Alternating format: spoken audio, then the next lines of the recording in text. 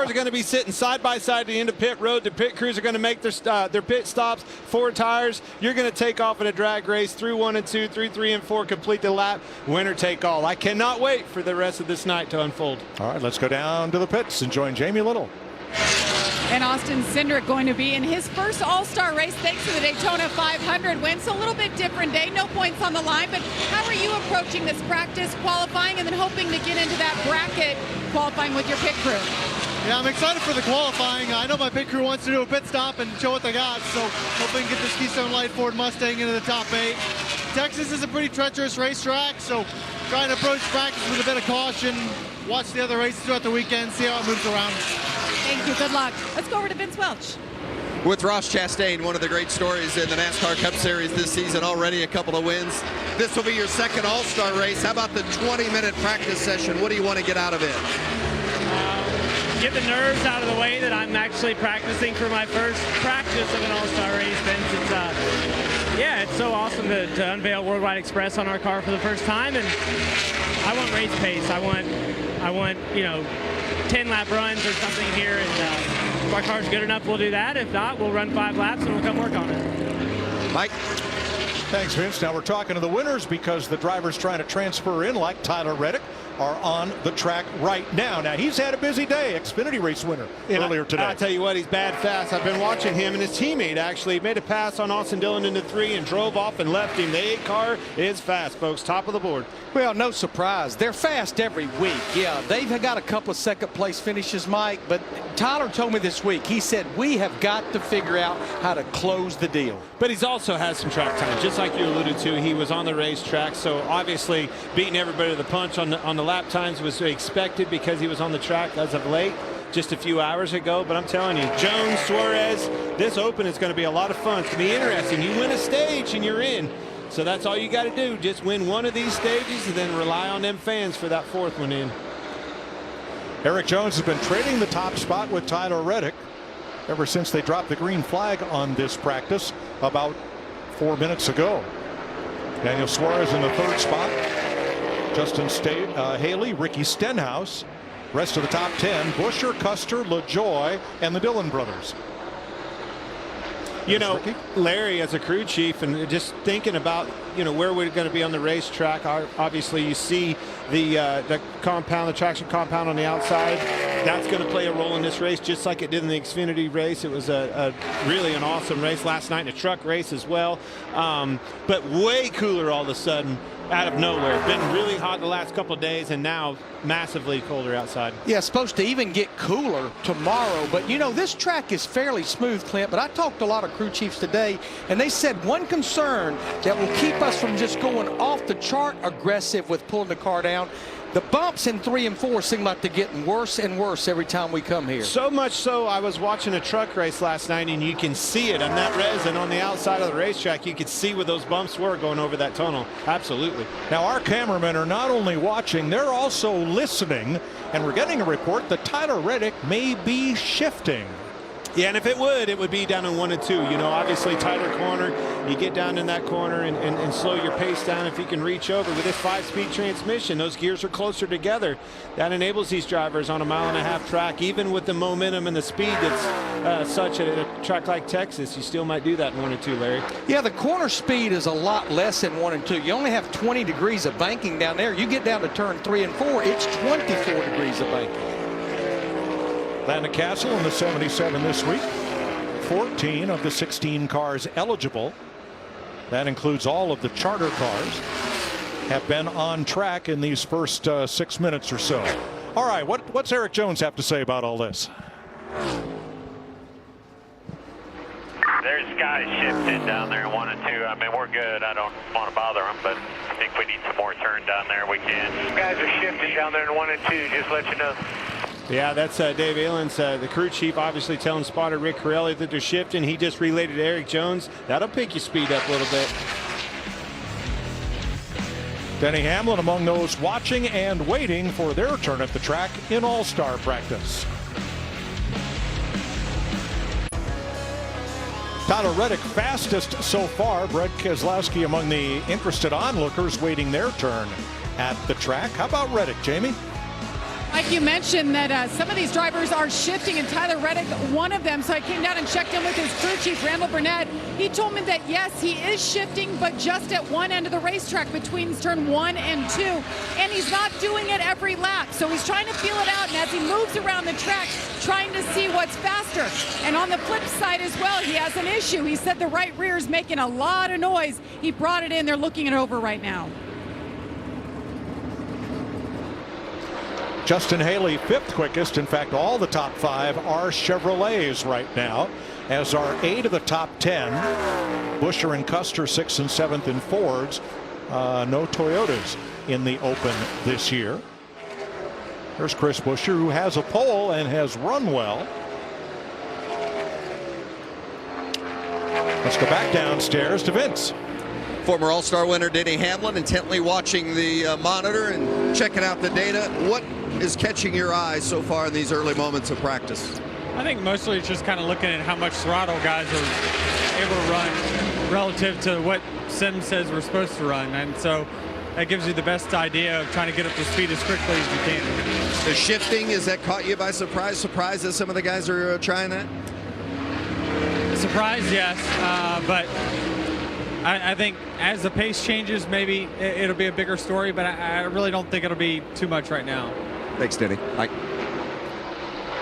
I would tend to agree with Denny. You would think, with these conditions that was just talked about, cooling off so much, drastically different, going to be cooler again tomorrow. You wouldn't think, especially early on in a run, that there would be much use for that. Maybe late in a run, but it's only 25 laps, so. Yeah, no matter what, the longest run we're going to have in any of the races would be 25 laps. But that's something that Sim does have to search around with a little bit. That's a bit of a variable, and that's weather conditions. Austin Dillon, 9th quickest right now after 9 laps. Came in, it was pretty quick to come in and get an adjustment with his, Bass Pro Shop car. I think, his teammate Tyler Reddick was at the top of the sheet and was pretty fast. Probably came in and said, hey, what they got in that thing, huh? Well, and remember, Austin Dillon won a Cup race here in Texas a couple of years ago, and ironically, his teammate Tyler Reddick ran second to him that day. Think about this racetrack, whether they're shipping whatever, the speeds that are here, this is a horsepower racetrack. Those ECR boys have been bringing the heat.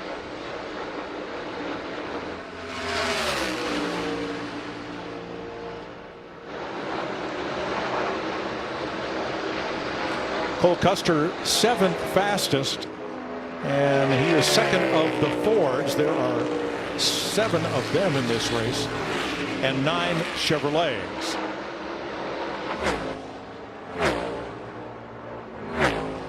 Thanks, Adam, and welcome to all of you who just watched the Padres defeat the Giants on FS1. This is practice for the All-Star Open. Tyler Reddick, Eric Jones, Daniel Suarez, Ricky Stenhouse, Justin Haley, the top 5, all in Chevrolets. We have 15 minutes of practice for these open cars, then 20 minutes of practice for the 20 drivers who are already locked into the All-Star race. Open qualifying, single round, fastest car wins the pole, and they line up behind him. Then All-Star qualifying in the first round. The top 8 will advance. 8 makes a nice bracket for head-to-head, pit stop, drag race, round the track, elimination for the pole. Don't worry, Larry McReynolds will explain it all to you. With Clint Boyer, I'm Mike Joy, and we're watching Ty Dillon, younger of the 2 brothers, who is 10th quick in this practice session. 2 minutes to go. Yeah, the All-Star, the open practice here. This is the qualifying race. There's going to be 4 of them get in. You win the stage and you're in. It's as simple as that. And then that 4th and final guy that will be into this All-Star race, racing for the million. How do they get in? That fan vote. So get to voting, folks. You can help your favorite driver get in this race and race for $1 million. Remember that year, Casey Kane? It was the coolest thing ever. Really by the design, right? Fans voted him in. He went out there and won the $1 million, stole the show. Never forget that. Garrett Smithley on track. One thing that's catching my eye right now, and this is what's going to make things interesting in both of those races tomorrow, and I think it's because of the cool overcast temperatures, and we're going to have more of that tomorrow afternoon and evening. Not much fall off with these tires, and that's going to generate a lot of strategy trying to keep that track position. It's also going to generate, which as a fan, now that I'm not a driver anymore, it's going to generate intense restarts. They're going to be very important. When that fall off's not there, that means you got to get the business done as soon as that rag falls. Get after it immediately. Make those passes as quick as possible.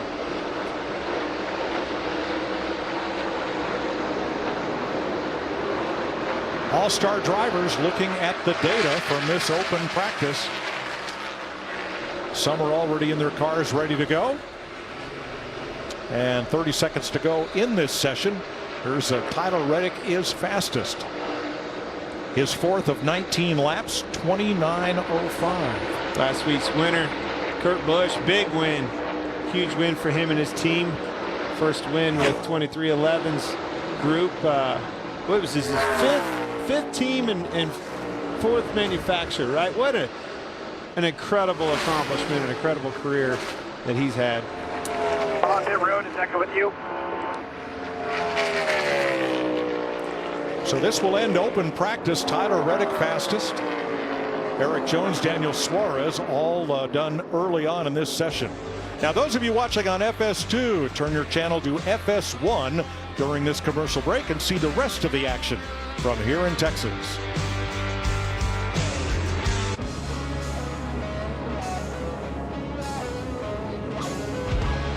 Tyler Reddick hopping out of the car. He's had a big day already. He won the Xfinity race and he just won practice for the NASCAR All-Star Open.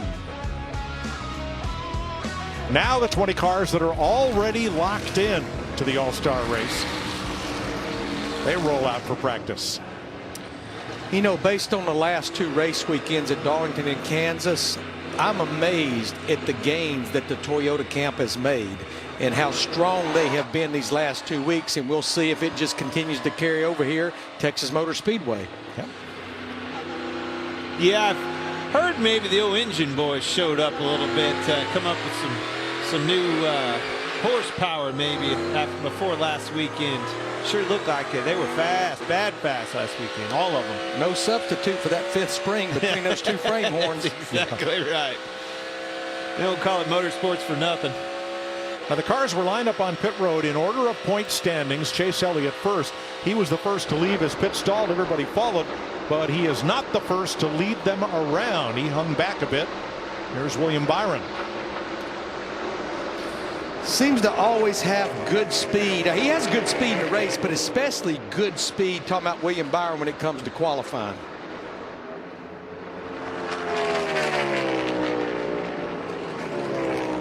Ryan Blaney, Kyle Busch.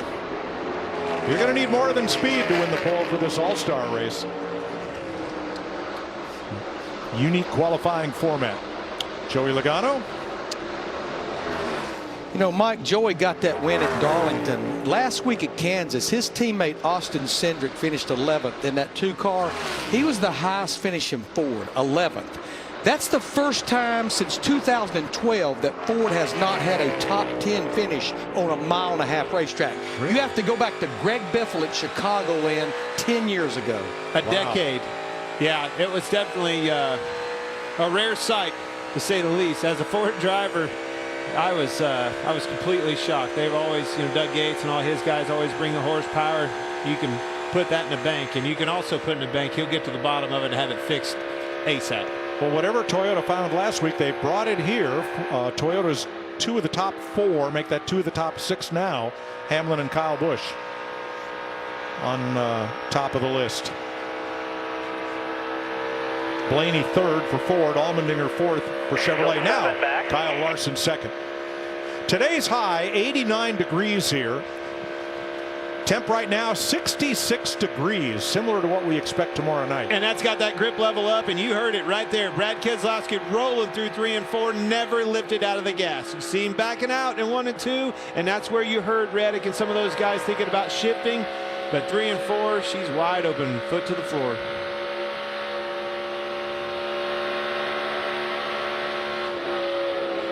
This is Denny Hamlin riding along with the fastest car, 28.84. Not a lot of throttle out right there. Yeah, he didn't play with the throttle. He got out and he pretty much was right back in it. Let's see what he does down here in 3 and 4. Just about 50% for about a half a second. Looking at his wheel though, and you know, watching his hands, the car didn't look to be loose. Maybe a little bit tight. Nose took off on him a little bit. Car looks pretty stable. Just watching his hands. Let's have a look at Kurt Busch, our most recent winner.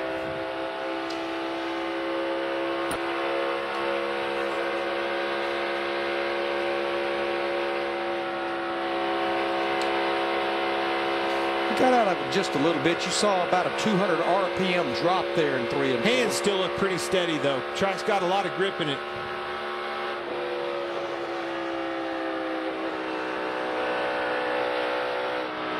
Here's Kevin Harvick.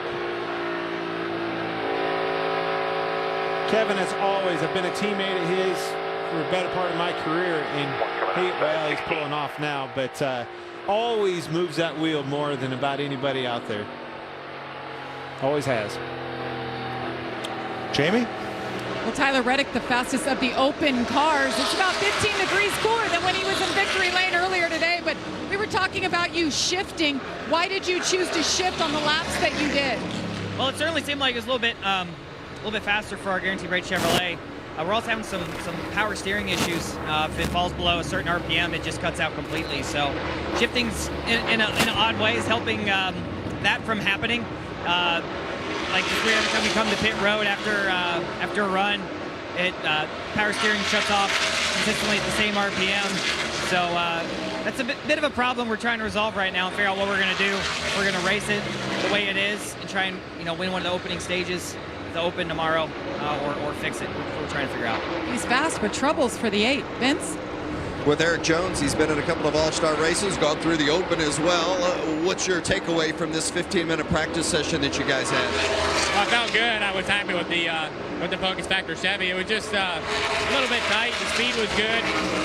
We're really close. We're just got to make some good changes here for qualifying. Hopefully start up front. I think that's going to be important tomorrow night for the Open. So hope to race our way in right away and not have to sweat it out and try to race it all the way to the end. But excited with the speed. We've been good on the 1.5 miles all year, so hopefully we can capitalize and get in the race and have a really strong run. Good luck, Mike. They sure have. A little less than 14 minutes to go in all-star practice, a 20-minute session with Denny Hamlin and Kyle Larson on the top of the board. 6 different teams represented in the top 8 right now in practice. The top 8 in the first round of qualifying go on to a very unique final round.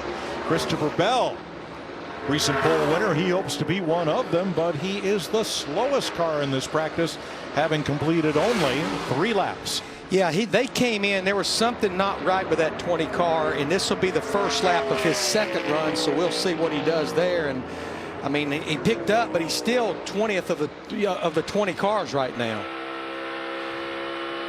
Ross Chastain at work, 6th overall, second fastest Chevy.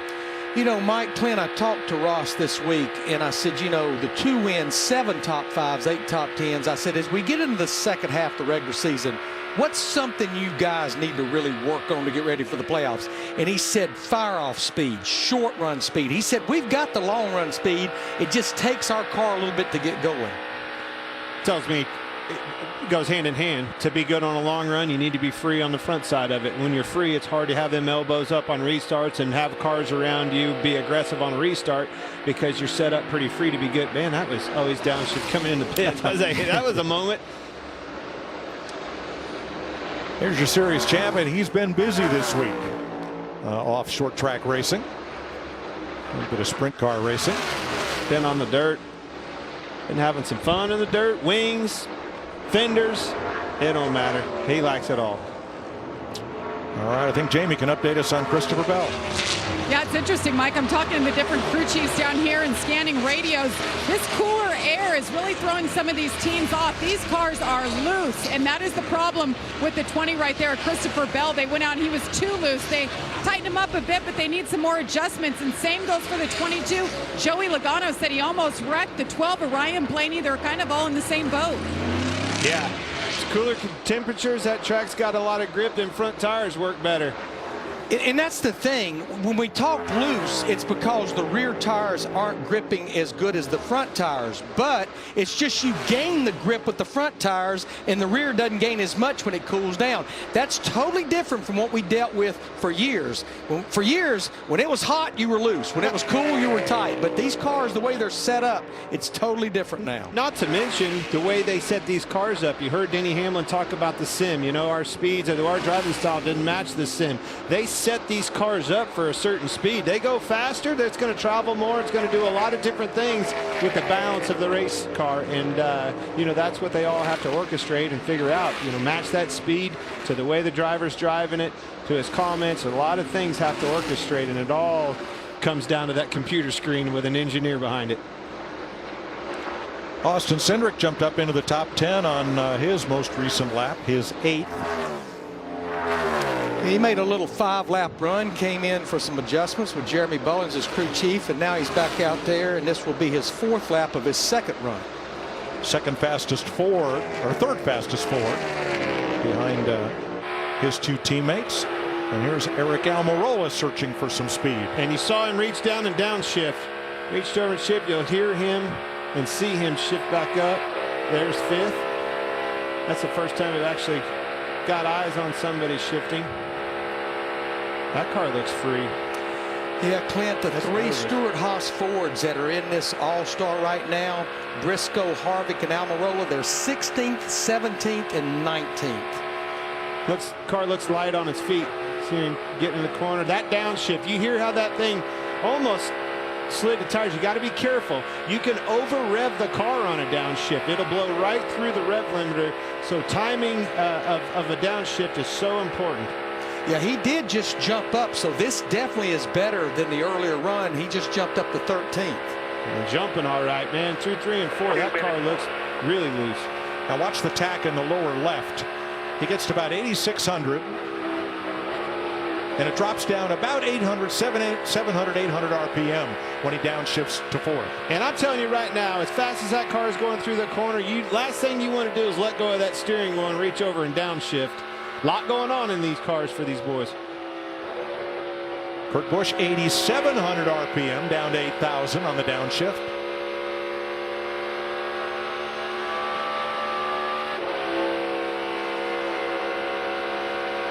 These cars shift so much easier with the sequential gearbox in them than what they had before. And just essentially wide open through 3 and 4, maybe just a slight RPM drop. So Larry, what have they done with this car and this independent suspension in the rear so that on the downshift you've eliminated the problem we used to have with wheel hop? Well, the independent rear suspension has done that, Mike. You don't have that single solid axle with those trailing arms, and that's where you get wheel hop, whether it was downshifting or whether it was heavy braking. All that is gone away with this independent rear suspension.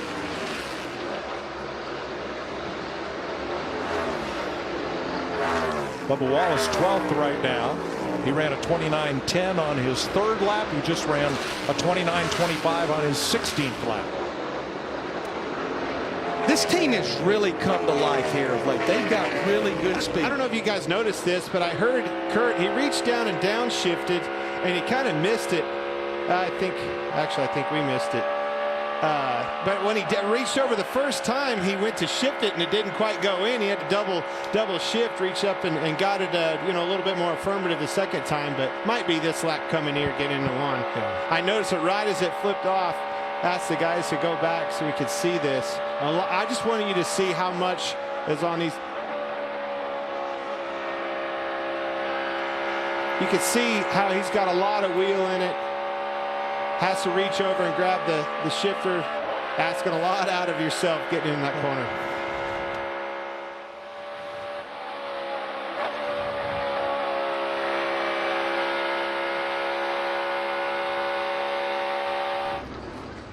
So practice is over.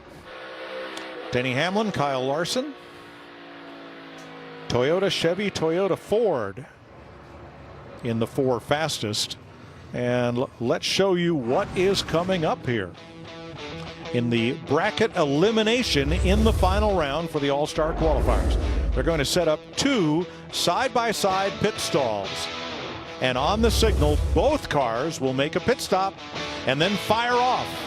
And whoever gets to the finish line first moves on to the next round. That's going to be so much fun. And yeah, the drivers will stage about 1 or 2 pit boxes behind where the actual stop's going to happen.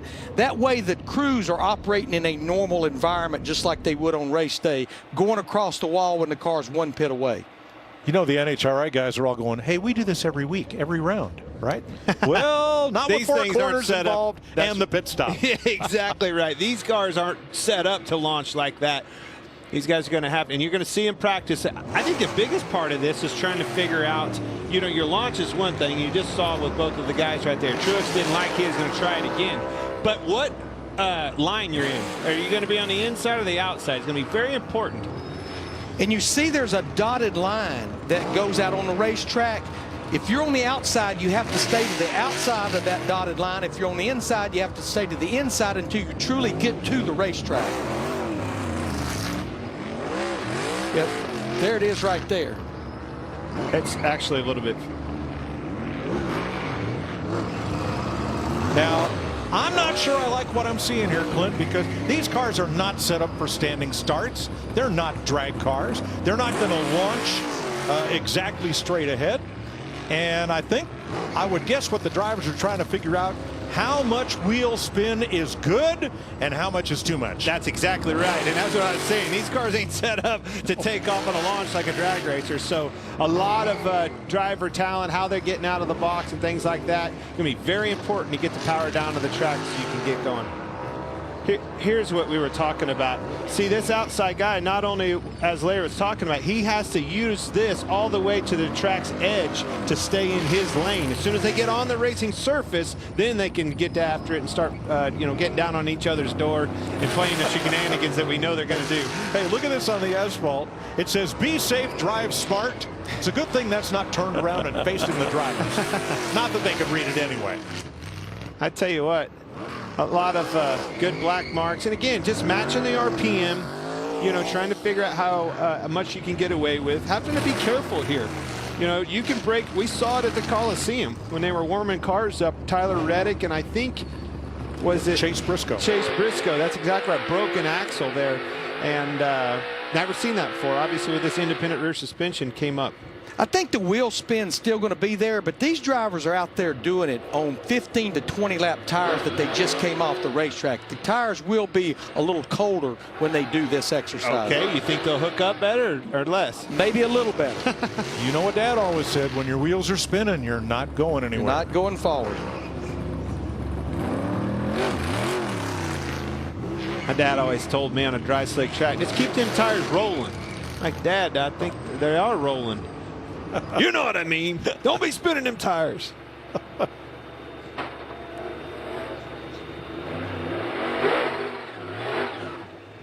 Wow. That's actually, they're getting 2 practices out of it. Pretty smart to be able to do that. Pull up, you know, stop a little bit before, get 1 try, and then go ahead and do it again. Well, I think one thing they're practicing, remember, they're going to start about 2 boxes back. Stop in that box for the pit stop and then launch out of that pit box. Yeah.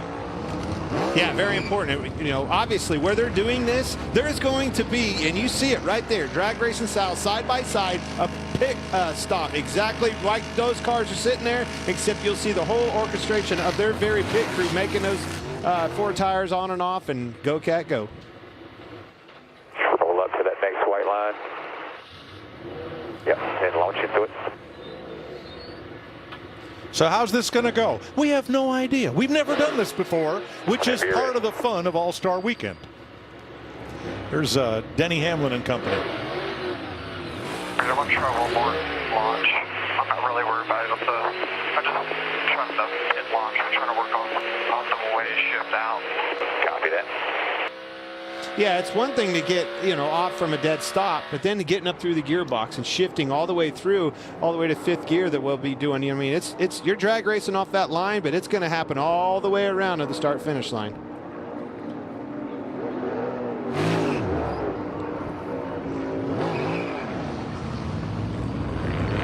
I really think it's going to come down, the weight's going to be on those pit crews.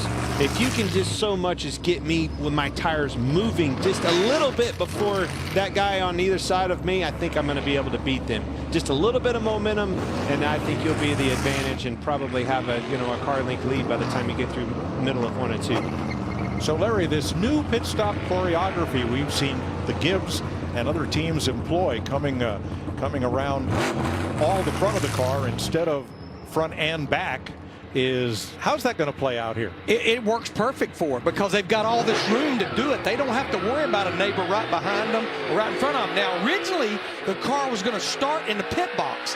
That threw that out the window, but then when they made the adjustment to kind of keep it normal for the crews to start about a pit box or 2 behind, that fell right into their procedure. And just in case you didn't mention it, Mike, there will be a makeshift pit wall that's put out there for the crew that's on the outside line, just like the crew will have on the inside line. I'm glad you said that, because I would think, you do every practice, whether it's at the shop or at the racetrack, every stop you ever do has that pit wall on it, right? You're jumping off that wall, so that repetition, I think, would be very important. Yeah, NASCAR has fabricated a pit wall for that outside lane that also has a wall to protect those fellas from the inside lane. Both are valid. It's going to be different, yes. And hopefully it's going to be fun. Here are the results of practice. Toyota, Chevy, Toyota, Ford, Toyota in the top 5. Then Chevy, Toyota, Ford, Chevrolet, the top 10. I love what I'm seeing there on the speeds. It's anybody's game, and that's exactly what we want to see. All-Star qualifying night. Stay right here.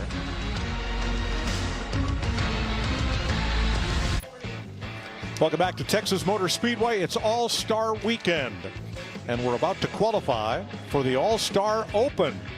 16 drivers in inverse order of their point standings will take to the track for 1 lap.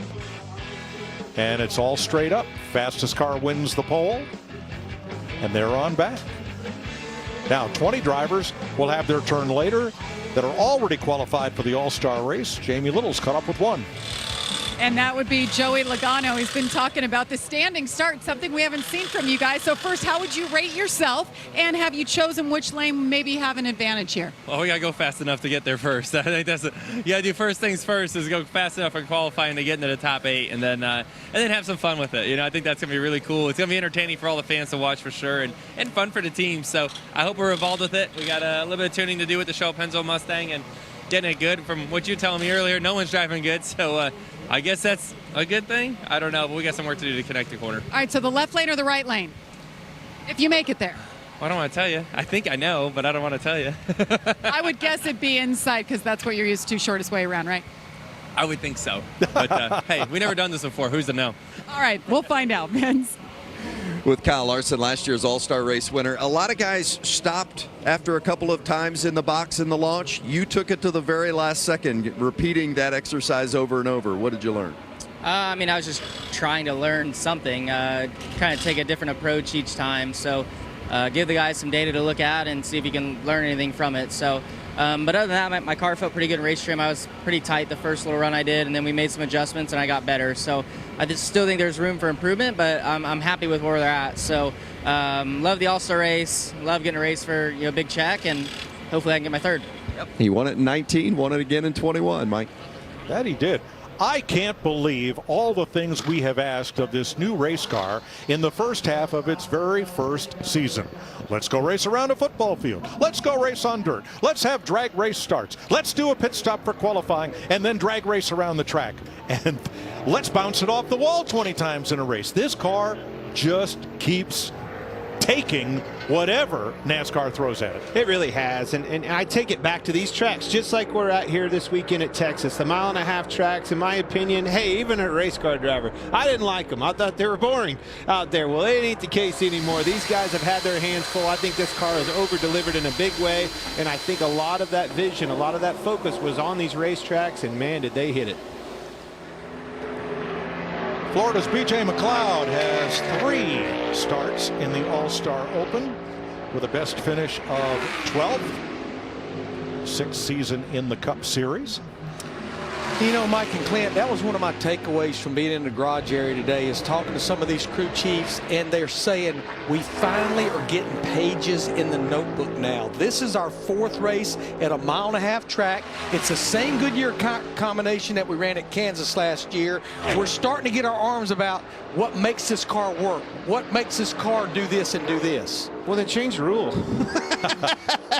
I've been entertained this year watching these crew chiefs, you know, figure this thing out, hone in on that window of opportunity. But they really have. They've found it, and you're starting to see, you know, the results because of that. Do you think that's what he'd have said, Mike, when he was still down there a couple of years ago? No way. I'd have been the first one complaint window. I just know how lost you've been without your notebook, Larry. I'm glad you're building one up again. Cody Ware from Greensboro, North Carolina. Now, B.J. McLeod backed up what he ran in practice. Cody Ware also has 3 open starts with a best finish of 11. 29.68 was his best practice lap, and he betters that by almost 2 tenths.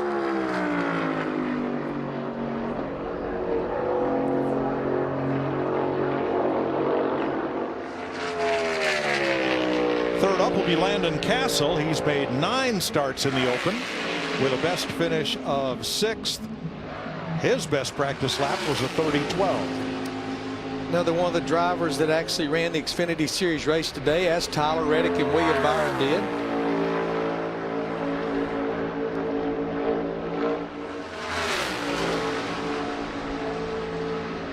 This will be a big pickup over practice for the Iowa native. 29.28. That's almost a second faster than he practiced. Nice job, buddy. Alternator quick.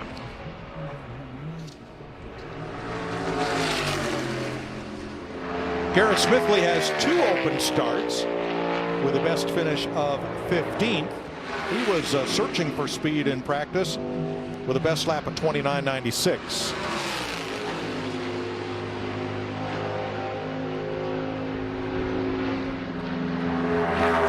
Doesn't look like he's as happy as Landon Castle was, and you're right, Landon Castle, that was a huge pickup for him and his team. Garrett's teammate Cody Ware ran that 29.50. Garrett's going to be at a 29.89. Well, that's about 7/100ths quicker than he practiced, but I'm sure not what they were looking for. If that mustache is worth any speed at all, that 23 car ought to be fast. Like how he's running that. Corey LaJoie, 3rd generation stock. 5 open appearances with a best finish of 9th for LaJoie, who ran a 29.52 in practice. This has kind of become a team, Mike, that they're beating the people that they need to be beaten on a pretty consistent basis. Top of the board for Corey, 29.19. Jamie? Austin Dillon has raced in 3 all-star races, last to qualify here. I hear you got an issue going on, maybe 2 with the 3 machine. I don't know. We've really struggled with our steering. It's been inconsistent from week to week, so gonna go send it right here and see if we can put a good lap down. Our teammate's pretty fast, so our car's quite a bit different, but we're working hard to get it better. So we'll see how this works out. Still optimistic, but steering's been the biggest issue for me. Sounds like both teammates, same issues, Mike. Yes, yeah, both of the Childress cars. Todd Gilliland, the rookie, is in his first All-Star Open, 29.76 in practice for the 38. Over the course of this year, a lot of these drivers, a lot of the teams have fought those steering issues. It's been pretty intermittent, but all across the board, I think about everybody in the garage has fought that a time or two. Usually gets it nipped in the bud before the race ever happens, but in this format where everything's go, go, go, you don't have much time to change that rack. Harrison Burton for the Wood brothers. He's going to pick up from his best practice lap of 29.63 and may get to the top of the board here. Let's see what happens here in 3 and 4. You see pretty neck and neck right there through the middle.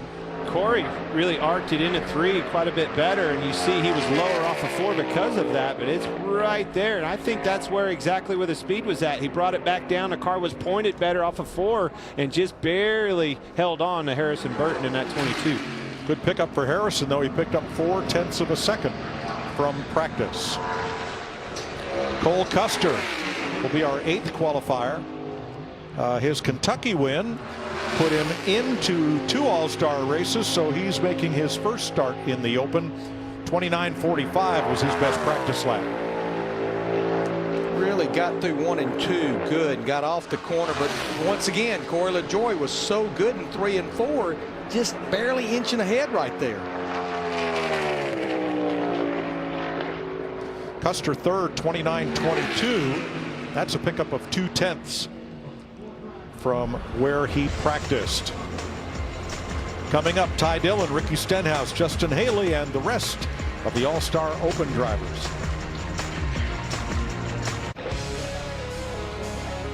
Penske drivers talk it over as you look at the drivers yet to run in All-Star Open qualifying. Just 1 round, 1 lap, and they'll line up in the order of their qualifying speed.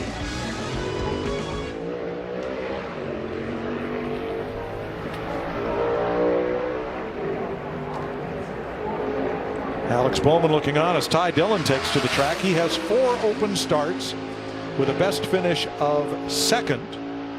He was 10th in practice with a 29.55.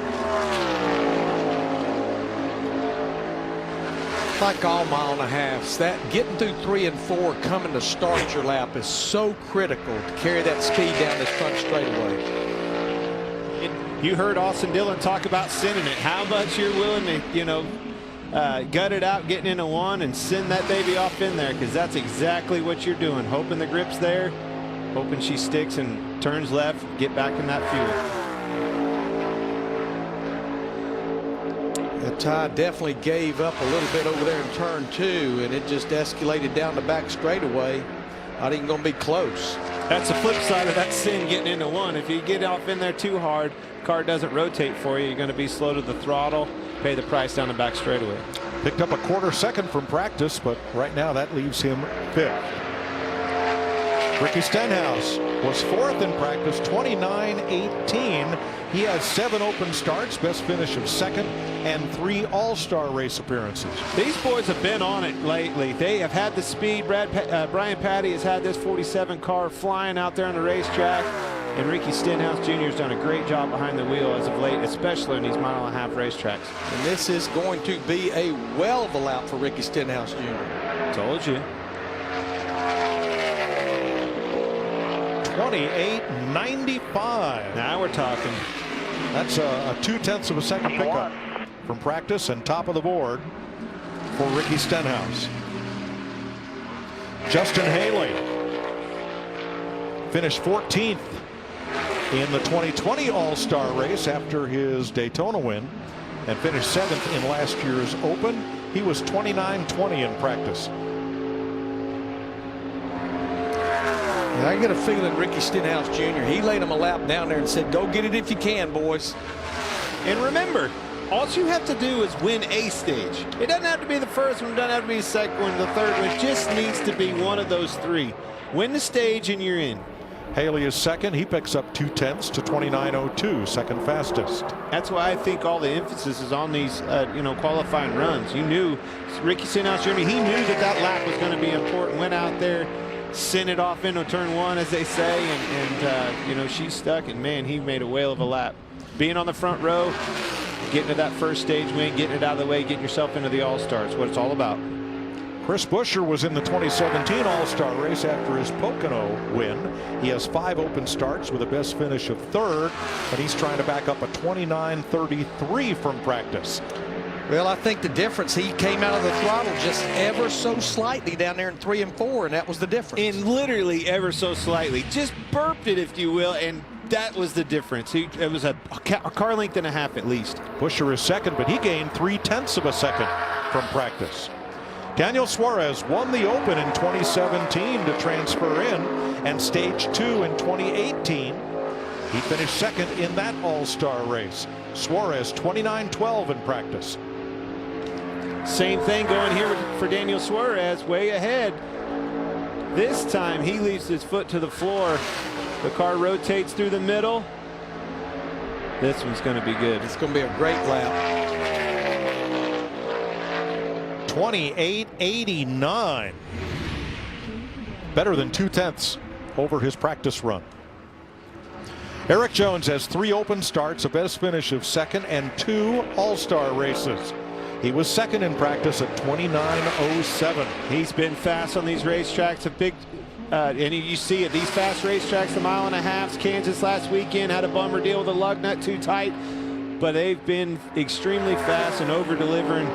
I think he's one of my favorites to getting into this All-Star race. Loses a little bit off of 2, pays the price in 3 and 4. All we need, again, doesn't have to be the first stage, but it needs to be that second or third. Third for Jones, 28.98. He picks up a 10th from practice. Clint, it's almost like his car drifted up a little bit off 2, and it just started losing ground from there all the way back to the start-finish line. Well, once you start losing that nose, that transition, right? You lose the banking over there off of 2, and as it starts to lose that banking, the front end can take off, have to lift a little bit out of the gas to keep it out of the wall. And again, just paid the price down the back straightaway through 3 and 4. Tyler Reddick won Stage 2 of the Open in 2021 to transfer into the All-Star race. 29.05 in practice. He's going to need a 1/10 and a half. Better than that to knock Daniel Suarez off the top. And there it is, 28.88 by 1/100th of a second. Reddick is fastest. So far, I don't know the lap time yet. Put the pressure on these guys. If you're at Ricky Stenhouse, a Jones, a Buescher, Suarez, you didn't need to see that 8 car. That's one of those guys that you knew going into this event that you're going to have to go through. Well, here's his teammate who will be the last of the Open drivers to qualify, Austin Dillon, in the 3. I don't even think it's going to be close. No, Dylan they're halfway down the back straightaway. Dillon was 9th in practice with a 29.54. And he will improve on that handily, but will be no challenge to his teammate for this pole. You have to get after it in this race. Get them elbows up on the restarts, maybe figure out the steering. Pop ain't gonna be happy with that. He'll be telling them boys. 29.11 for Dillon. He's 7th. Tyler Reddick, top of the chart for the Open drivers.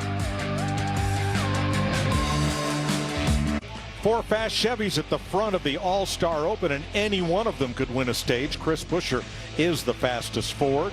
There's your top 8. Here is your second 8. And of all these drivers, 4 of them will transfer into the All-Star race. And Vince, Tyler Reddick's won everything he's attempted today. Yeah, it's been a pretty good day for old Cowboy Reddick. What'd you think of that car there? Yeah, I drove great. I feel like I could have been more adventurous, coming up to speed, running a little bit higher through 3 and 4. But ultimately, you know, I definitely could have got a little bit more through 1 and 2. But I mean, considering all things, you know, we qualified first for the Open. But we won't be starting there. We got to go to the back because we had to make some changes to the car. So unfortunate, but you know, the good thing is that the car's fast, so we'll have some fun passing cars. Well, that'll make it good TV. We'll look forward to that. Hey, you know, Mike, you've heard the saying, sometimes you're the windshield, sometimes you're the bug. In this case, the bird. Ty Dillon hit a bird on the backstretch, and a little souvenir from. I had to pull this out of the car. I won't show you the front of the car. Thanks. All right, we move to All-Star qualifying. A.J. Allmendinger is the first of these 20 drivers. He was 10th in practice. 5 All-Star appearances. Andy's frozen cousin on that car. Ain't gonna have any trouble picking this baby out. Bright colors, looks good this weekend. Maybe they'll bring this one in the booth, Larry. 28.80 for the Dinger. Brad Keselowski, 13 All-Star appearances with 3 second-place finishes. He was 16th in practice. Yeah, he and Martin Truex Jr. are only 2 active champions that's not been able to close the deal in the All-Star race.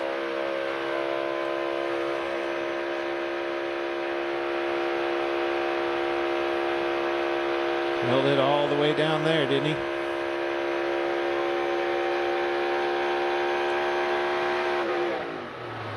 28.90. Quarter of a second pickup from practice for Brad. Next up, Michael McDowell with a new set of colors on his number 34. Made the All-Star race for the first time last year. Finished 12th. That's one good thing about winning a race prior to the All-Star race. You're guaranteed for 2 years to be in the All-Star race.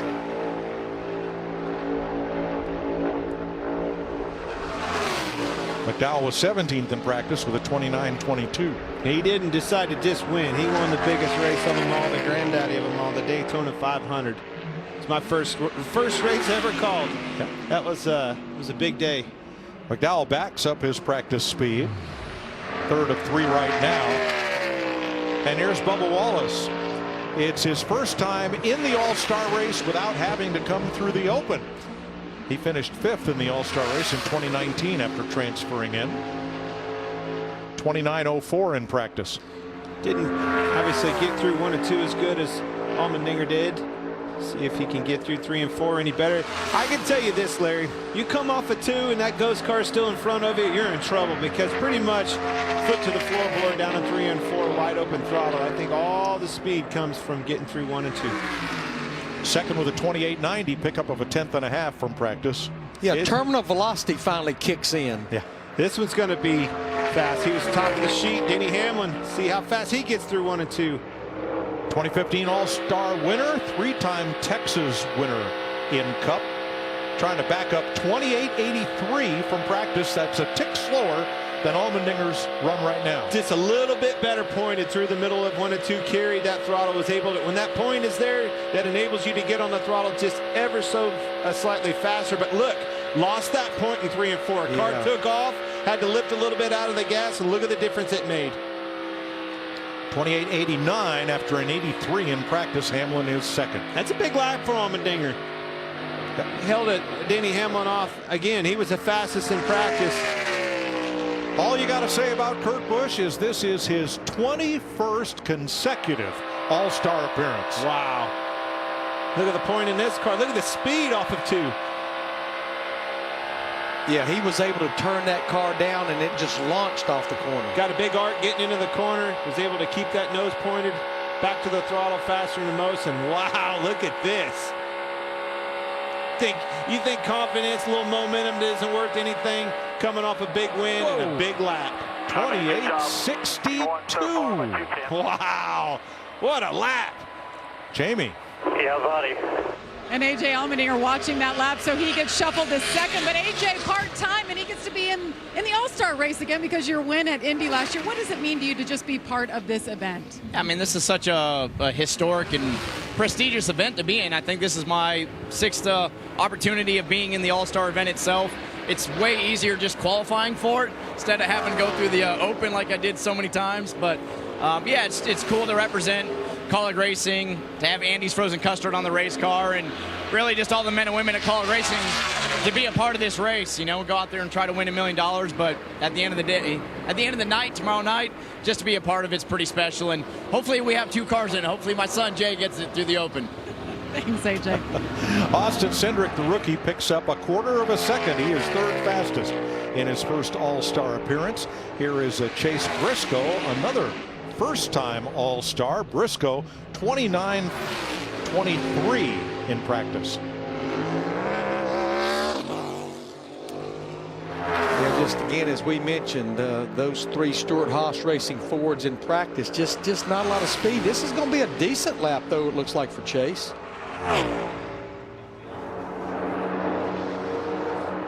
Nice pickup, 28.82 for Chase Briscoe. He is 3rd. Now, bumping will begin. Only 8 drivers move on to the final round. And here is Eric Almirola. 29.15 in practice for Almirola, making his 5th All-Star appearance and 4th straight. Now the ghost car is the bubble car, McDowell. Woo, he's loose.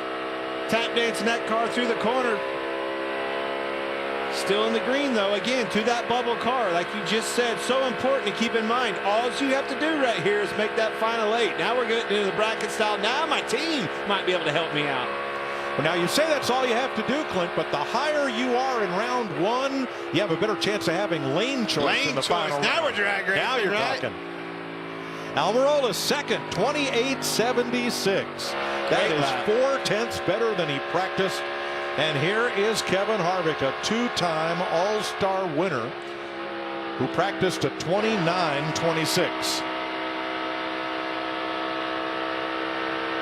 This is going to be close.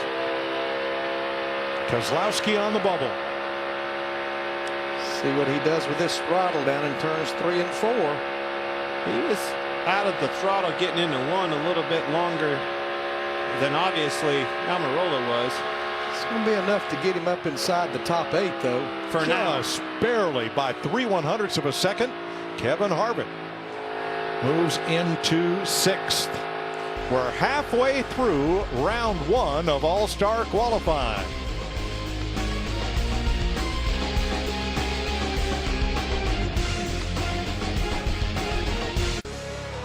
Well, from victory lane last weekend to the top of the board here in Texas, Kurt Busch is fastest of the 10 All-Star drivers so far. But unlike a traditional, if you can call it tradition, we've been doing it for what, 12 races, a normal qualifying, that won't get you into the final round. You've got to stay in the top 8 after 10 more cars qualify. And with these lap times as tight as they are, it's interesting to try to figure out where that threshold's going to be. You know, I look at it, AJ's lap of and with that 80, and Chase Briscoe's at 82, Cindric 83, very tight right there. I think that's where those guys are going to, you know, I think that's where it's going to be on that bubble. Yeah, 5 drivers in the 80s right now, and I'm just not sure an 80 is completely a safe number right now. Which side of that 80 is going to be safe, right? Well, let's find out. Christopher Bell, 29.16 in practice, made his first All-Star start last year.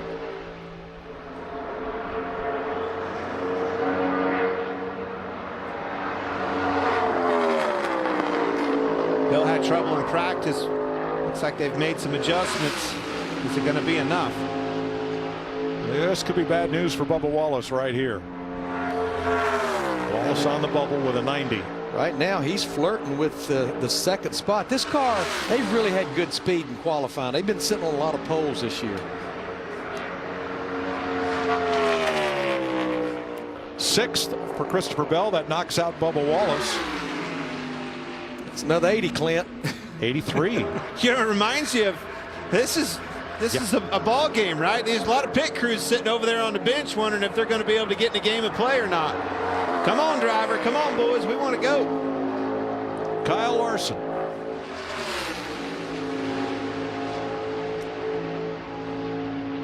Won his last 2 All-Star starts. Nobody's won 3 All-Star races in a row, but all this kid does is win. I tell you what, he's looking to be on the right side of an 80. Yes, he is. I think he's looking to be down there in those 70s. Second, 60s. 28.63 for Larson. Second to Kurt Busch. And that will knock Denny Hamlin out. He's happy. Business is picking up, boys. Now here's Alex Bowman, who has the most need to gain from practice. 29.29 in practice. Trying to knock out Kevin Harvick at a 28.86. He's going to have some work to do down in 3 and 4, and I don't think there's enough down there to get that. I agree with you. I think the work needs to be done down in 1 and 2. He's fallen off the board even farther. Not happy with this car, Alex Bowman. And Harvick is safe for the moment. Bowman 29.01. He did gain almost 3/10, but not enough to break into the top 8. So what that will do, Clint, yell over there at the bench. Kurt Busch's crew, start getting warmed up. That's right. That's right. They're Get locked stretched. in. Joey Logano, the 2016 All-Star winner. Top 10 finishes in the last 7 All-Star races. Here we go. Logano was 9th in practice.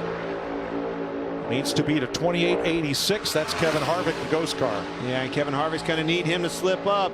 I need that front end to move. But I talked to Kevin before qualifying. He knew his work was going to be cut out for him for qualifying on a fast lap. But if anybody can get the job done and grind this thing out and get himself another win, it's Kevin Harvick. 4th for Logano, 3/10 better than practice.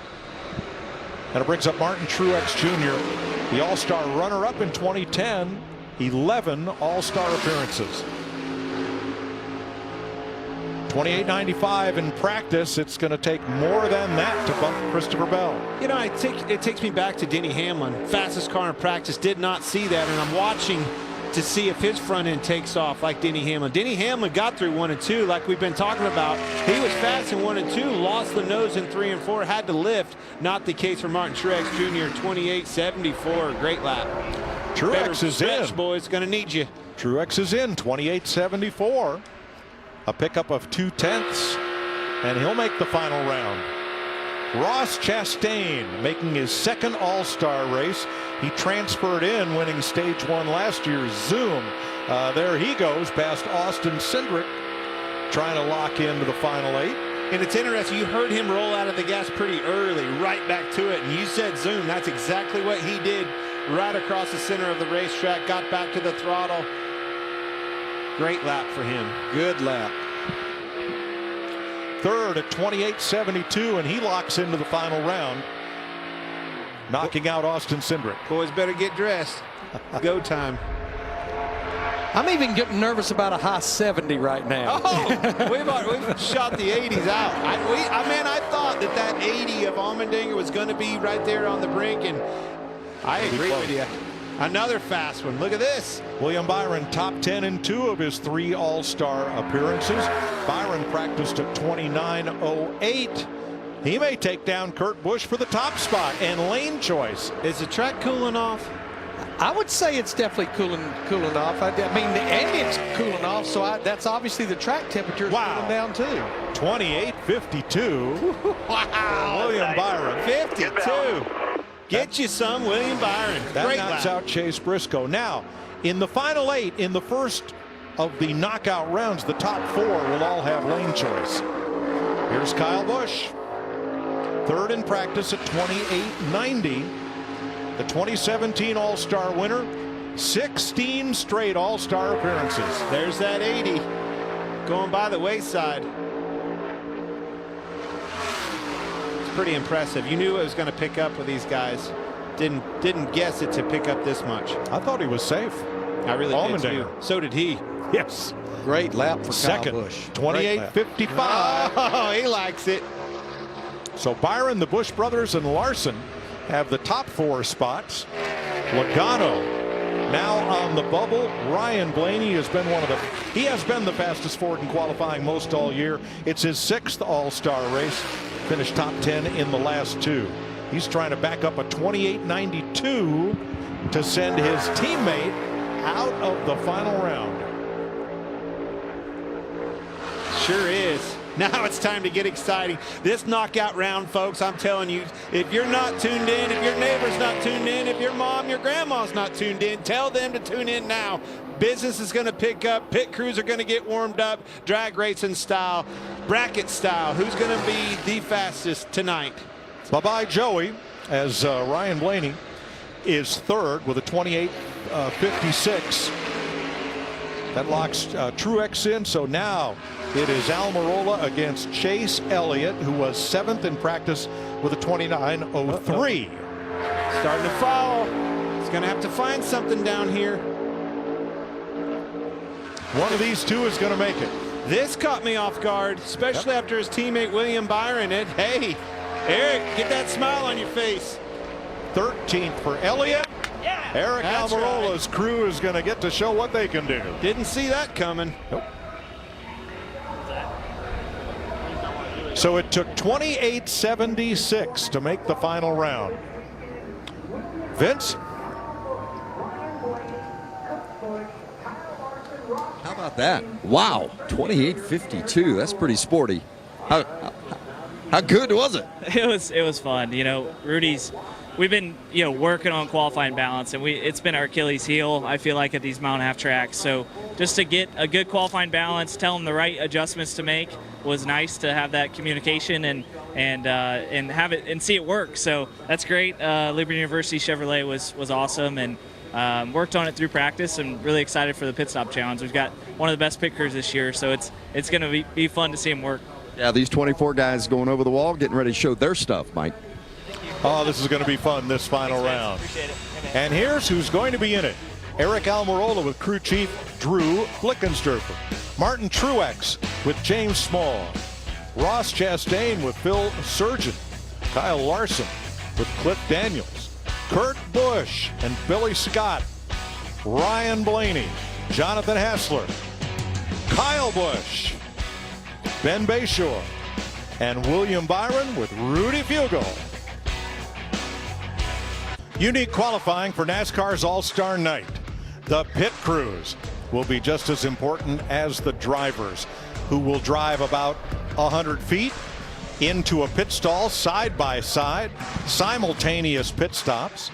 Now, in each of this opening round, the driver that is listed higher is the higher seed. He had the fastest time in qualifying round 1, which means he has lane choice. Joey Logano wouldn't tell us which lane he wanted to be in. He's in the lane for the exit right about now. Which lane do you want to be in? I think I want to be on the outside. I really do. The inside's a shorter way around. I get that. But if you go door to door, if my pit crew gets me out door to door, that guy, I want to be able to hold him down, especially getting into turn 3. That might be the choice, right? Yeah, but think about the pit crew. You know, the spotlight is on them. Yeah, that driver's got to get back around to the start-finish line. But these guys, they train every single day. This is their opportunity to really shine. We talk about inside or outside. If you look at that inside lane, that's more of the environment that these pit crews are used to operating in, jumping over that normal pit wall. All right, let's check with Jamie Little.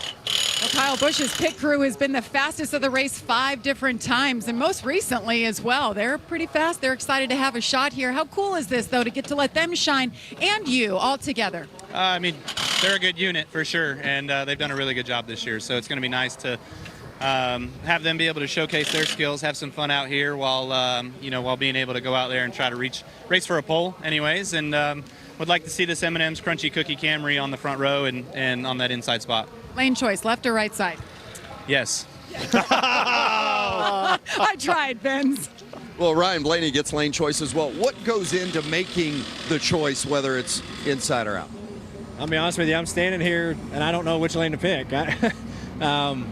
Well, I was able to launch in both of them, the inside and outside lane, in practice, but I feel like I know which one launched better, but I'm still going to try to make my mind up here very soon. So we'll see. Really fast Menards Ford Mustang. Just hopefully we can perform, on a little pitch stop and I don't mess up and I pick the right lane. We'll see. Well, there's a lot involved there, Mike. Oh, there sure is. So you see what NASCAR has built here as a not makeshift. It's very well fabricated. Yeah, but the outside guys, they're going to be in there. And to Larry's point, there's business as usual on the inside of the wall versus in that box. That might be a determining factor in the lane choice. Pit crews are ready to strut their stuff in all-star qualifying in this final round. Which lane will you choose? You can't really keep it a secret because your pit crew has to set up. One crew will go over the normal pit wall. That's the crew on the inside lane. The outside lane will go over this fabricated pit stall with a wall on the left to protect everybody from the car on the left. And then that wall, the same height as the regular pit wall, to jump over and get to work. So here's the bracket one more time. Top seed William Byron had the fastest speed in round 1. So he goes against Eric Almirola, who had the 8th fastest time in round 1. We're not going to give you the launch time. We're not going to give you the 50-foot time. We're not going to give you the pit stop. We're not going to give you any times at all because it just doesn't matter. Whoever gets to the finish line first wins in advance. It's that simple, but I will say, whoever gets that ball rolling and gets that car off the jack, the ball rolling, gets the momentum going, I really think that it could be done. And if the guys can't do it, maybe them Dallas cheerleaders can get the job done. Put them in, coach. And, you know, I wasn't sure we would see this, Mike. And What, Clint. this? No, not that. But we've got 6 organizations that's represented in these top 8. And then you've got 3 Toyota teams. You've got 3 Chevrolet teams. You've got 2 Fords and then the 2 Dallas cheerleaders. All right, Rudy Fugel at the ready against Drew Blickensderfer. William Byron against Eric Almirola. Not a lot of time. You know, you saw that 10 car with Eric Almirola, the excitement in his eyes when he lit up and noticed that, you know, Chase Elliott wasn't going to push him out. Those guys have to get in the game pretty quick, get dialed in, and there they are right there. They're ready. They're going to have to hit their marks. He's going to have to get a good launch. Everything has to work. And I hope they come out dead even, right? Then it comes down to a gamemanship of trying to outduel one another coming back to the line. Going through 1 and 2 is one thing door to door. You get off into 3 at speed, you're going to be holding him down if he is. Do everything you can do. Getting back to that line. This is great. I love this, that the pit crews get to be a huge part of this and get this very deserved recognition. And pretty much for my whole career always have been, right? Going back when this was at Charlotte, you come down with you know, flying down a pit road, get that pit stop in, get back out on a launch. Those are always good times. I love it. But I do like this bracket format. You know, when we would do it in Charlotte, it would just simply be part of every single driver in their team's qualifying lap. So I like this. Jamie. All right, Rudy Fugel standing here watching his crew. They're getting pretty intense there. How do you think they'll do here against the 10?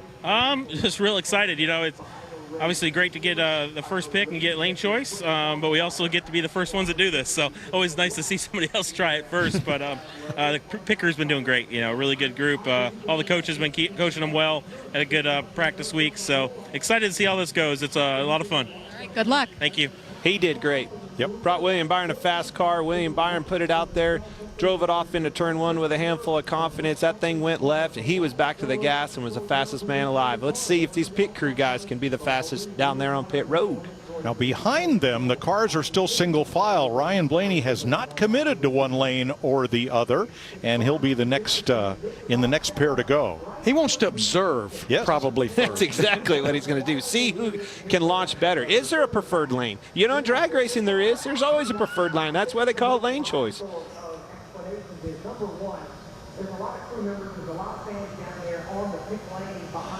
There will be lights and a very audible signal, which, you know, on a regular pit stop, the crew can go over the wall when the car is 1 stall away. Well, the car is 1 stall away. So when you hear that signal, that is for the driver and the pit crew. Well, there's the 10-second warning. Yeah. Oh, Christmas tree, just like the drag race. Hey, and a start board, just like the Supercross. 10 seconds. Cowboys cheerleaders in there. Here we go, boys.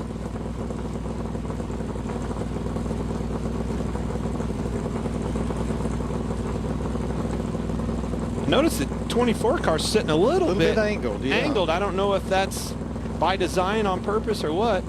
All he's got to do is launch to the stall, though. Just a short distance here. Gonna take those old tires off, put new ones on. Now, when that 10-second board is held up, countdown will begin.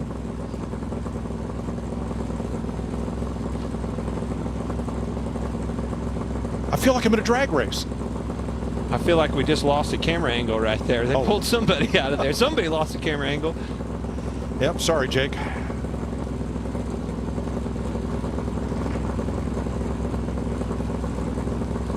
I like this reaction time. Yep. And again, because those tire carriers are doing 2 functions, carrying the front and rear tire, they can be over the wall before it starts. Yeah, that's 2 50-pound tires right there. That guy's holding like it's. Uh-oh, we've got an issue. He's ready for those lights to go on. They can't hold him up anymore, I can tell you that. I don't understand that 10-second board is. Well, it's not being held high like it would be in motocross. Yeah. I believe that's the intent. Waiting. It wasn't in our rule book. Makes sense. I agree.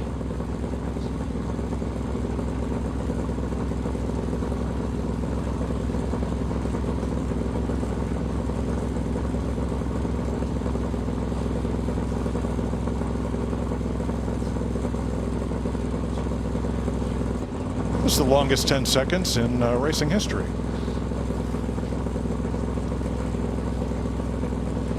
As a crew member, you're standing there going like, okay, let's get this done. Well, they're obviously having difficulty maybe getting the timing lines right or something. 10-second count.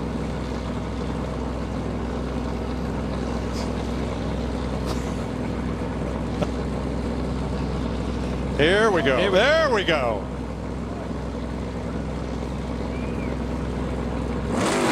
Green.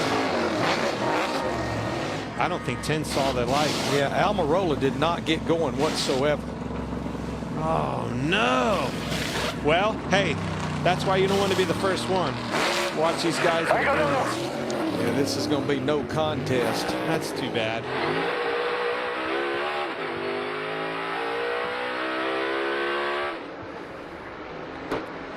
Yeah, I mean, William Byron was already in his stall before Eric Almirola even started rolling.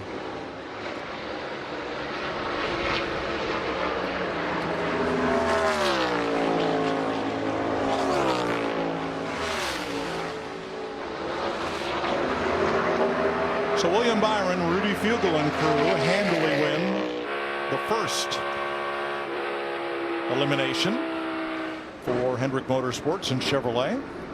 They will move on to round 2. Jamie.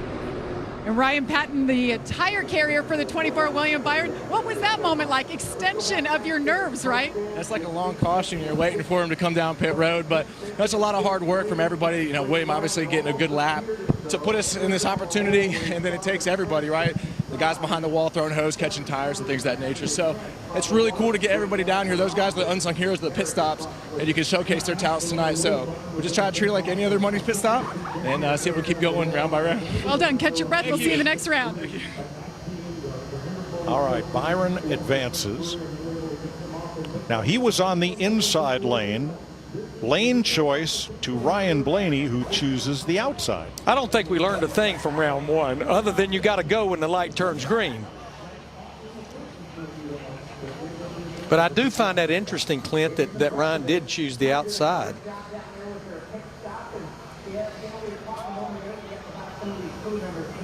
Yeah, and you heard him undecided. I don't know what he saw right there, but he also said in his comment that he practiced both sides and one of them felt a little bit better. Obviously, he thought the outside took off a little bit better.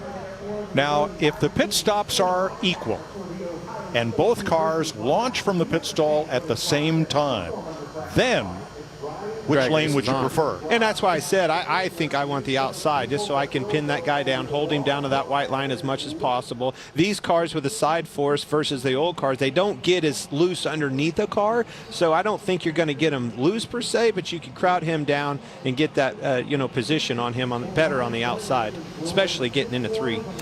You know, this is the time of year that pit crews, they start swapping them up among organizations. Team Penske did that just recently. Ryan Flores, the front tire changer, he was just moved to the 12 from the 2 car. So Ryan Blaney, crew chief Jonathan Hassler, Ross Chastain, Phil Surgeon and crew on the right of your screen.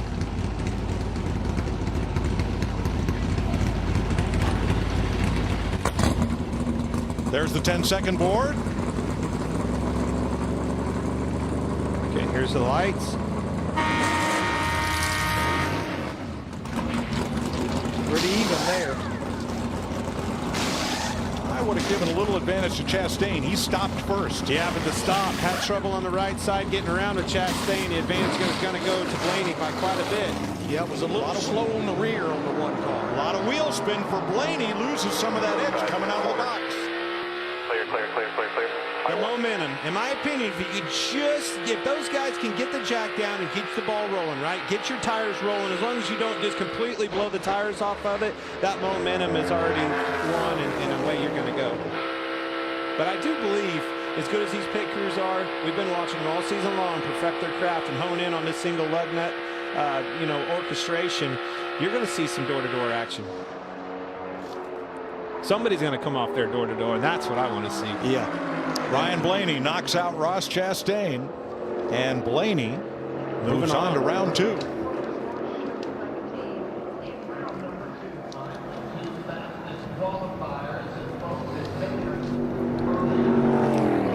take another look at the launch.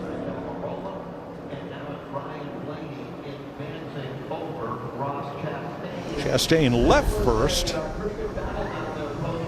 Blaney out of the pits first. Definitely spun a lot more than Chastain did. Chastain did a better job on his launch and actually put him in the game. The pit stop, again, they had a little bit of hiccup on the right rear, I think I saw. Yes, it was. Without that, Chastain and his launch, I think, would have prevailed there.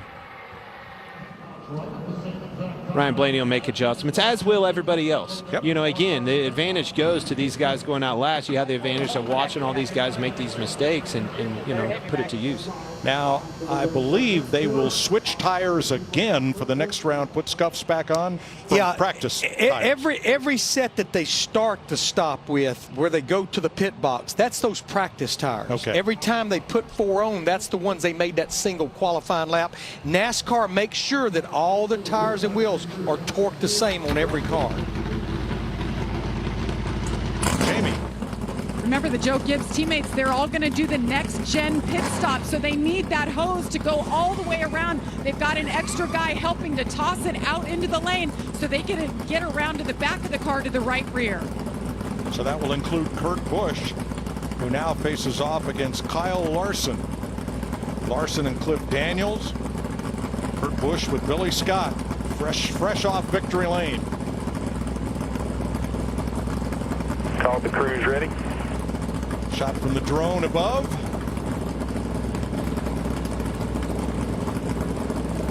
Ten seconds.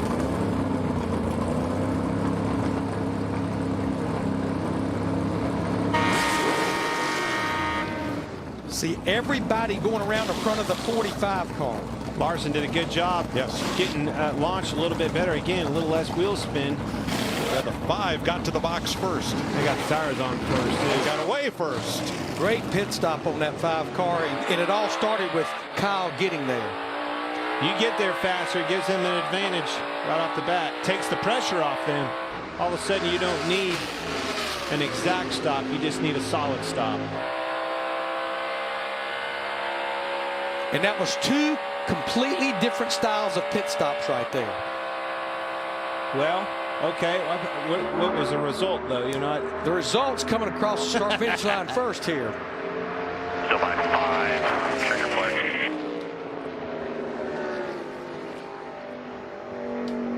could it be? Moving on. Yep, Kyle Won Larson's 2 of team these moves things on. already. Now NASCAR supplies the tanks of nitrogen and the regulators hoses. Teams bring their own jacks and air guns for this one, which are issued by NASCAR each weekend. And as NASCAR told us the other day, that tire changers put some of their grip tape and stuff on it.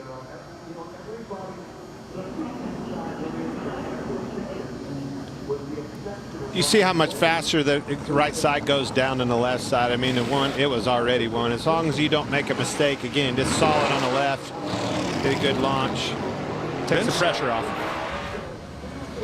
Here's Vince. Yeah, a couple of things they can do to make these cars pit a little better. As you see the Penske crew working on Ryan Blaney's car, adjust air pressures, heights they can adjust as well. Larry already went through the fact that they must use the same tires that they qualified on each time when they change. And John Mano, one of the NASCAR officials, will also make sure that every tire is torqued the same, 120 pounds of pressure. So no advantage by leaving one loose. There's a look at John with the torque machine or the torque apparatus. So they'll all be torqued to that same 120 pounds of pressure to make sure that everybody's dealing with the same when they go over the wall. Joe Gibbs Racing in this bracket. Kyle Busch, Martin Truex Jr., Ben Bayshore against James Small and crew. They're going to be bragging rights back at the shop come Monday over this one.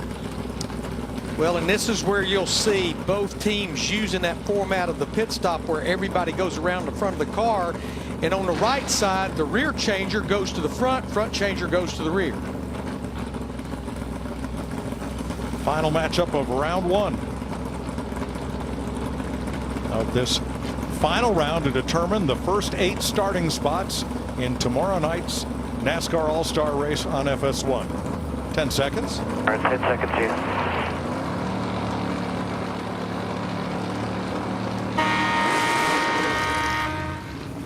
Pretty even right there. Yep.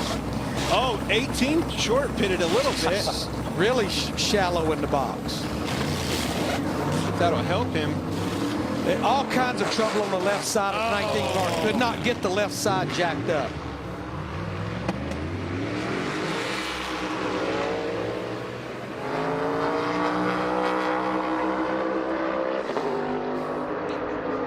An easy win for Kyle Busch. And he will join William Byron, Ryan Blaney, and Kyle Larson in round 2.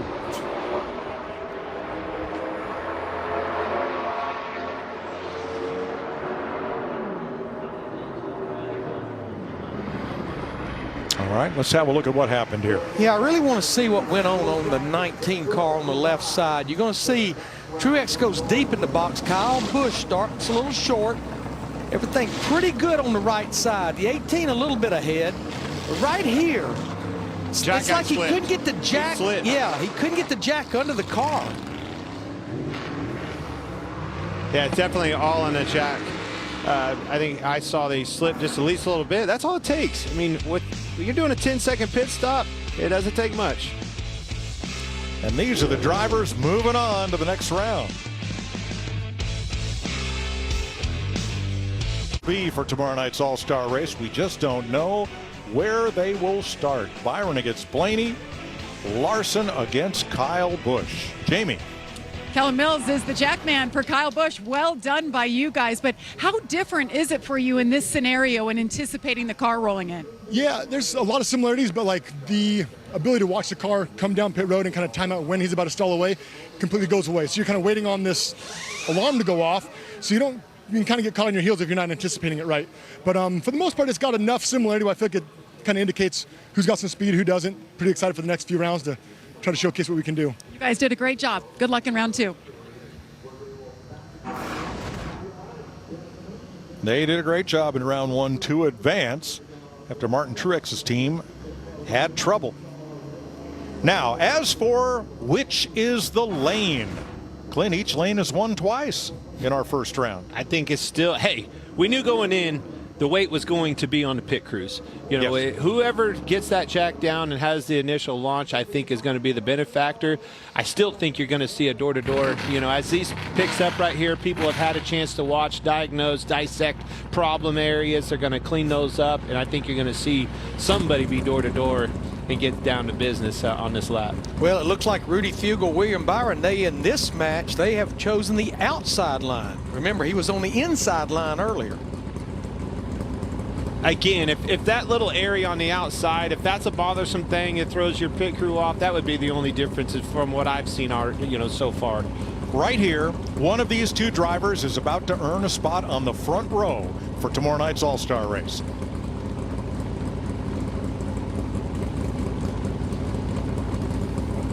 Be ready for her move anytime. 10 count. Speed ready. Ready. Ready. Ready. Blaney got there first.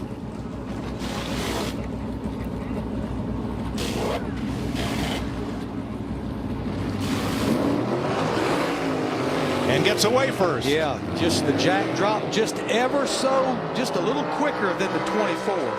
By 3.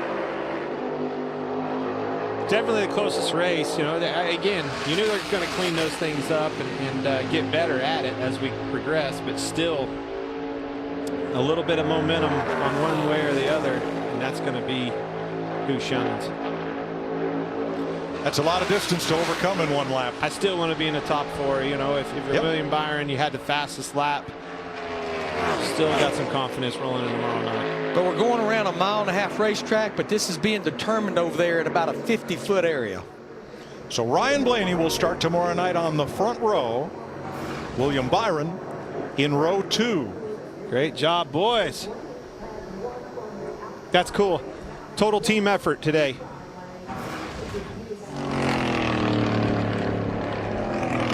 So Blaney comes back to pit road to do it again. They'll put the practice wheels and tires back on and get ready for the final round to see if he faces Kyle Larson or Kyle Busch for the pole. It's the Kyle and Kyle show up next.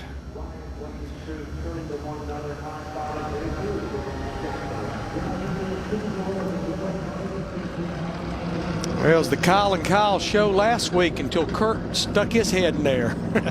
That's correct.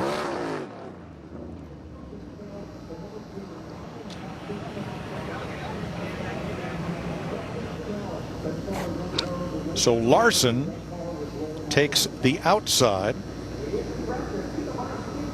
And that's where he was the last round. Kyle Larson was in the outside lane last round. He's chose it again. So Kyle Busch has lane choice because he was the higher seed. He had the faster qualifying speed, faster than Larson. Yeah, but if I'm Larson, I already practiced on the outside. That's exactly where I'd want to be. I think this is going to be a good one, boys. Chevy versus Toyota. So far, it's all been decided in and leaving the pit stall. And two of the best pit crews in the business. Yep. Remember last time Kyle Busch stopped real shallow in his pit box.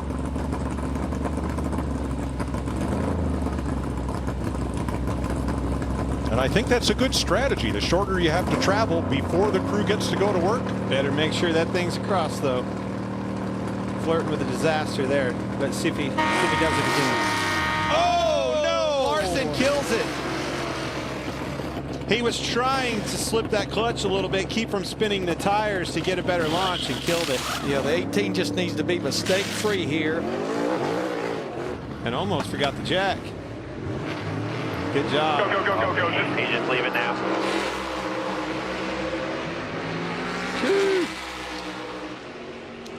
Just like any old pit road on any given Sunday, mistakes are the difference. Kyle Busch will handily advance to the final round. And he has earned a spot on the front row for tomorrow night.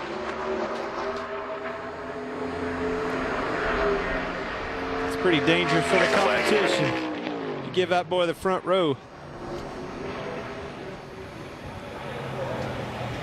Kyle Larson will start fourth tomorrow night next to his Hendrick Chevy teammate, William Byron. Now, it was not a perfect pit stop for the 18. No, you're going to see it right here. The changer that was on the right front going to the left rear fell down. So this was going to be a pretty slow pit stop. But again, to no avail with what went on with Kyle Larson. And the jack guy had to double grab the jack as well. Part of it. Trying to get it all.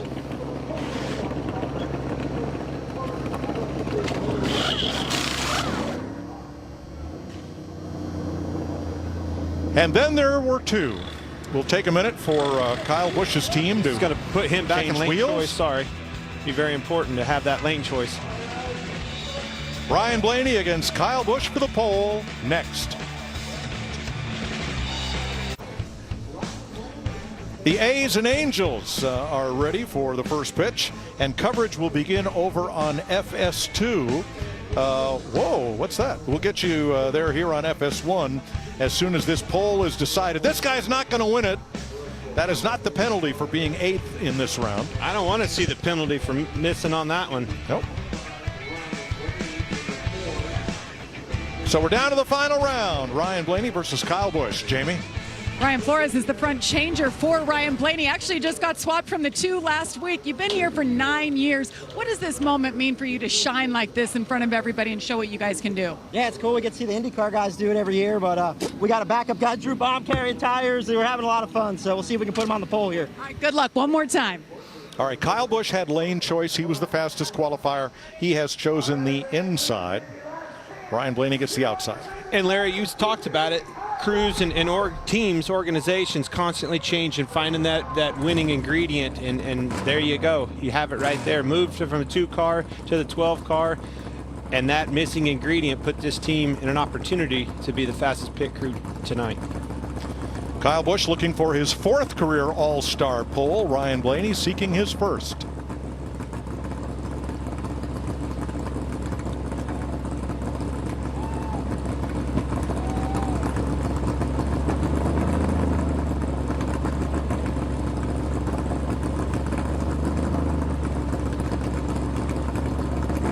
10 seconds.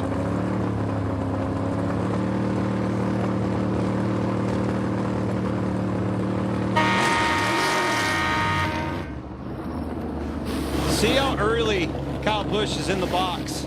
Every time, but like Mike said, that lets us start quicker. I think it's going to be. Well, Here we go. We got a race simultaneously. Did a better. He got the power down. Got a better launch.